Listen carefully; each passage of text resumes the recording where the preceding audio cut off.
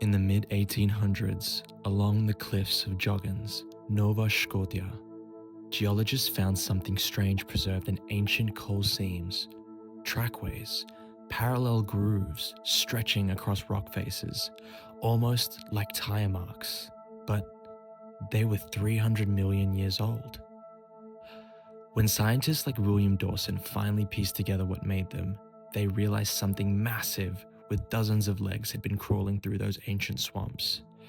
This is the story of the Arthropleura, the largest land invertebrate that ever lived.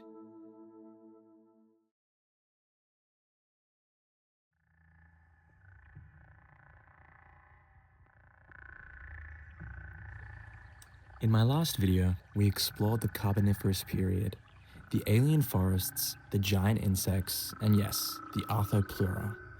But today, we're going deeper. What exactly was this creature, and how did we even discover it? It started in the mid-1800s. Scientists began finding strange armored segments in coal age rocks across Europe. But the official discovery came in 1849 during railway construction near Friedrichsthal, Germany.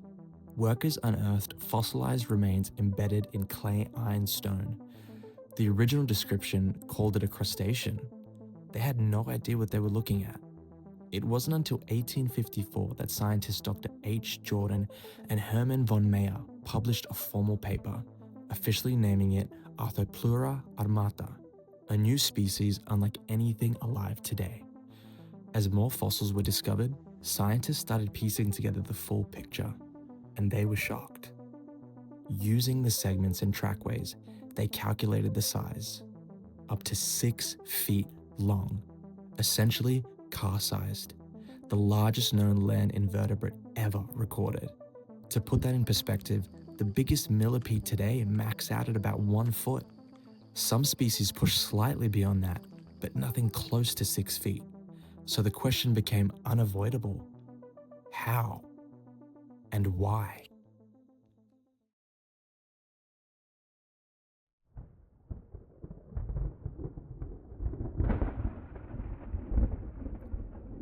So, what exactly was the Arthropleura? Picture this, a body made up of 24 armored segments, each one overlapping like medieval plate armor. These weren't flimsy either. They were thick, reinforced plates designed to protect it from just about anything. Not that it had many threats. Running along each segment were dozens of legs. Fossils suggest around 44 pairs. That's over 80 legs working coordinated waves to move this living tank through the swamps. And when it moved, it was slow, methodical. The trackways show a deliberate, plodding gait, not the skittering panic of modern centipedes, but the confidence of something that had absolutely nothing to fear. Its head was small relative to its body. We don't have many complete head fossils, which has frustrated paleontologists for decades. But what we do know is that it had stalked compound eyes, similar to crabs, and strong mandibles designed for one purpose and one purpose alone: eating plants. That's right, this armored behemoth was a vegetarian. Based on its anatomy and wear patterns on fossil mouthparts, scientists classify it as a detritivore or herbivore. It likely fed on decaying plant matter, spores, and rotting wood. Essentially, it was a 6-foot-long cleanup crew, slowly munching its way through the forest floor, processing all the dead vegetation that piled up in those oxygen-rich swamps. And it did this everywhere. Fossils have been found across North America and Europe, back when those supercontinents were part of a single supercontinent near the equator. Wherever there were warm, humid Carboniferous forests, choked with lepidodendron trees, and thick undergrowth, there was likely an Arthropleura somewhere nearby, armored and unbothered. And interestingly, here's the thing. Modern millipedes are essentially docile. They curl up when threatened, release toxic chemicals, but they don't fight. If Arthropleura followed that same behavior, and there's no reason to think it didn't, then the massive creature was probably completely harmless, slow-moving, plant-eating, and defensively armored. The ultimate tank that never needed to fire a shot.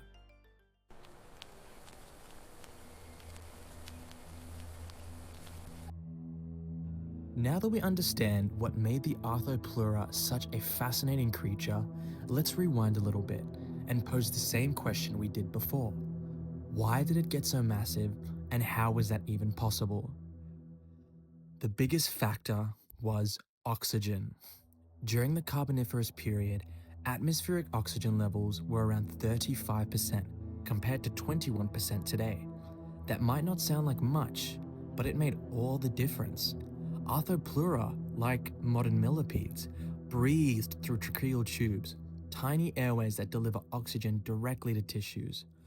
The problem is, tracheal breathing doesn't scale well. The bigger you are, the harder it is to get oxygen deep into your body, unless the air itself has way more oxygen. With 35% oxygen in the atmosphere, those tracheal tubes could efficiently diffuse O2 throughout Arthropleura's massive body. The high oxygen concentration itself was a result of the Carboniferous forests. Dense, productive plant life pulling carbon dioxide out of the air and pumping that oxygen back in. It was essentially a feedback loop that created the biggest conditions and the most perfect conditions for gigantism. However, oxygen wasn't the only reason.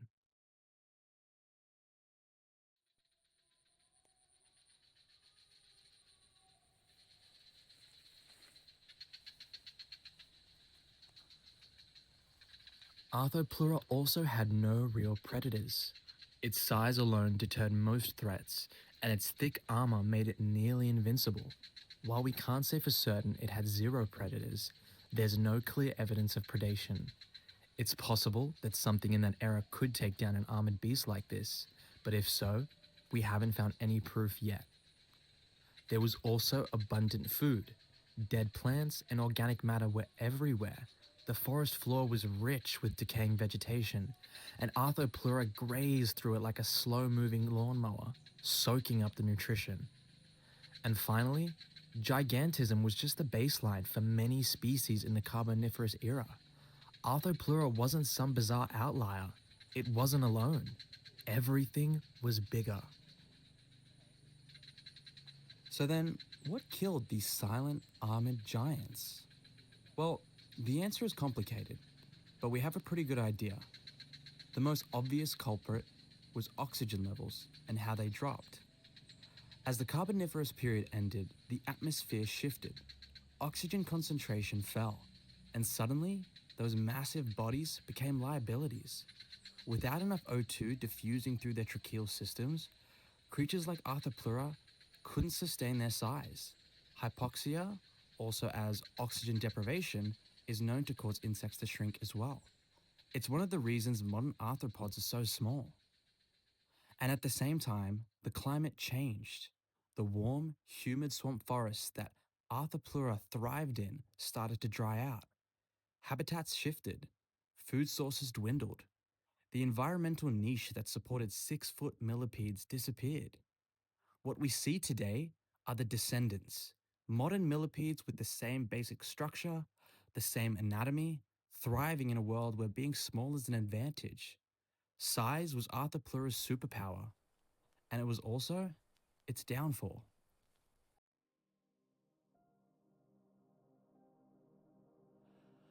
So, what does the Arthropleura teach us?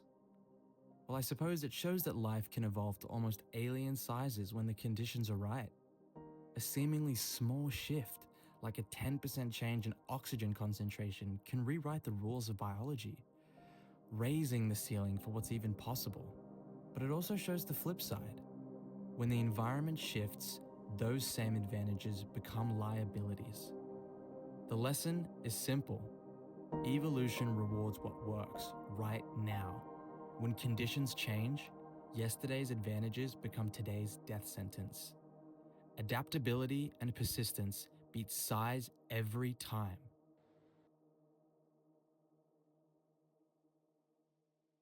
Arthropleura wasn't the only monster of the Carboniferous. Next time, we're talking about the griffin flies. Dragonflies with wingspans over 2 feet that ruled the skies. If you want more deep dives into Earth's prehistoric past, subscribe, and thank you for watching.